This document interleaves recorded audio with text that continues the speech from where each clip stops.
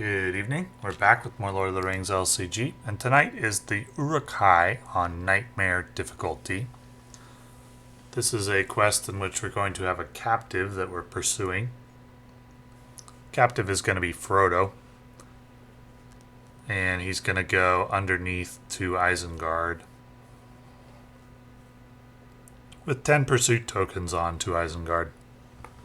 Get more pursuit tokens on Isengard periodically, and if it gets to 30, then we lose. It's going to start with 1 per enemy in the staging area at the end of the combat phase and 1 in the refresh phase.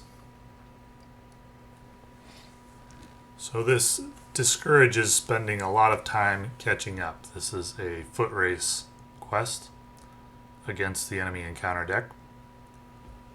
And the card we get is Snaga. We have to discard a random card and add its threat to Snagas, so that's going to be 5 extra progress, which clears the Eastham net and adds 1 resource to each hero. For the text of these in Eastham net, we've got 1 archery damage, and then 2 pursuit tokens for each enemy in the staging area, and 1 at the end of the round. And we're on to the next round. You can get out Thalion here. So that's a decent start with some questing power on the board. Gonna go ahead and quest with everyone for 13. And it's gonna be a relatively mild encounter card, which drops us down to 8. It's gonna be 4 progress. But given that we're increasing the quest points by 3 each round right now, 4 progress isn't much. A good harvest is a very good card in this situation. It enables us to play Faramir.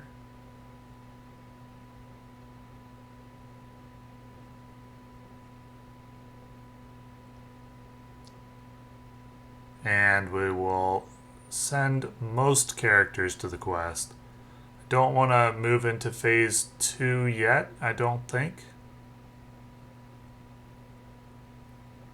Like to wait another turn, maybe 2.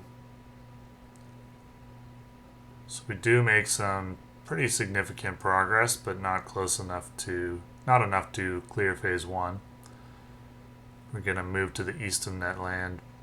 Got archery each round, another 3 progress onto Isengard.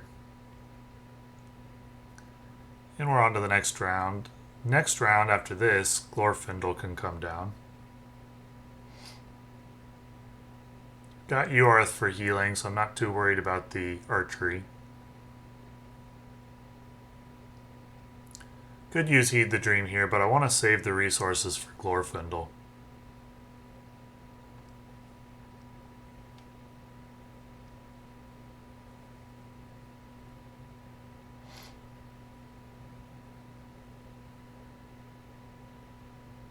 And the card is Orc of the White Hand.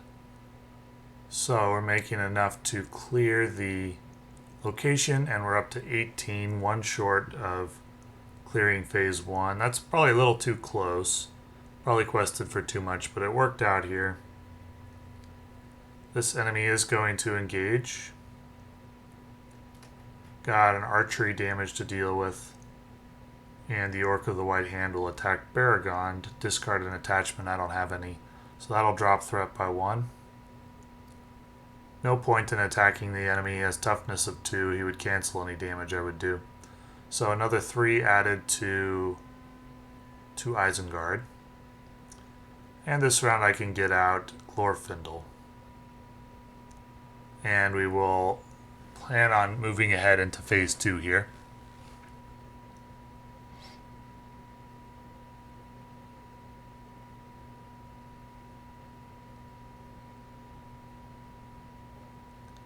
So questing for 13, and the card is Enchantment, so that's going to drop it to 10. And that will move us into phase 2.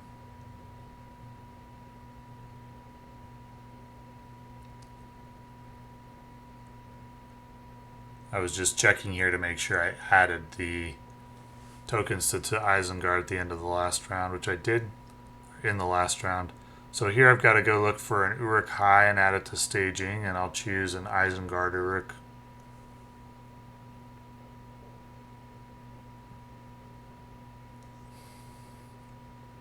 And I've also got to add Maur, the set aside card, as per the Nightmare text.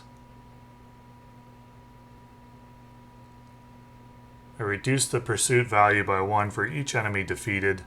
Maur is going to increase the pursuit value by 1 each time he attacks. So I put the 3 archery that I have on Elrond. Actually, it's going to be 1, 2, 3, 4, 5 archery, so I needed to put 2 more archery damage on, probably on Eowyn. And I'll discard Vilya to ready up Glorfindel so he can take an attack.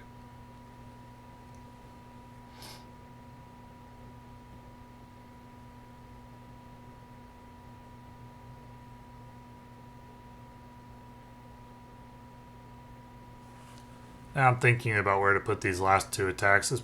I'm thinking about whether I want to put one on a Ranger of Cardolan, but I decide that Baragond and Elrond can take the attacks.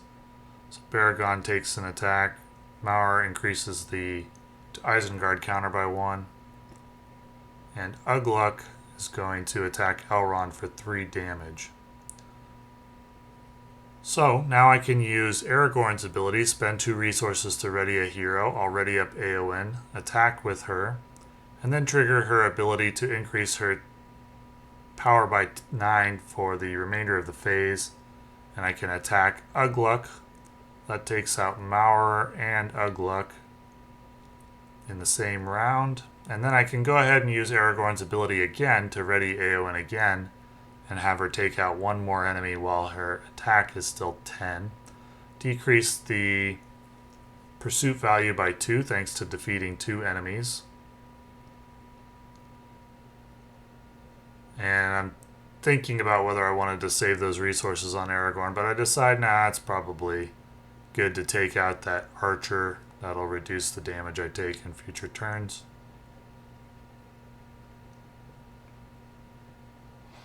As I'm anticipating 1 or 2 more turns to defeat the quest. So, pretty clear board state. We got 22 tokens on to Isengard. Not a lot to play from the hand. I can play Honor Guard, which will help with archery damage. Going to heal Elrond with the Ethir. And I decide not Elrond, I'll heal Baragond first. Then we're going to quest with just about everyone. Questing for 21. I need 22 progress on the quest and 1 in the staging area, so I'm not going to clear it this round. I got an innocuous shadow card, just a location with 1 threat. So I'm going to make 20 progress.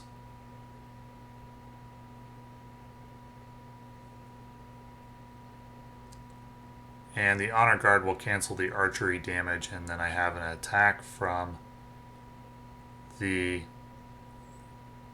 Orc, and he's going to get a +2, so he does deal 1 damage to Baragond. And then 1 token on the 2 Isengard at the end of the round. And this round I should be able to clear the quest. I just need 3 progress.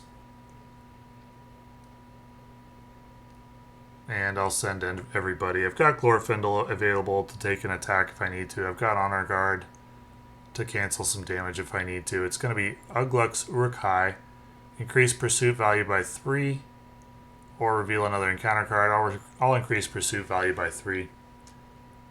And I do make more than enough progress to clear the quest. So this can be a difficult quest. When you win, it ends up being a pretty quick quest. It's a foot race quest. But it can take some attempts to win if you can't get off to a very good start, or if you don't have the ability to defeat Maur. Ugluk cannot attack. You can't declare ally attackers against him or use allies to attack him, so something like Outland Storm isn't very good against this quest. And Eowyn is invaluable.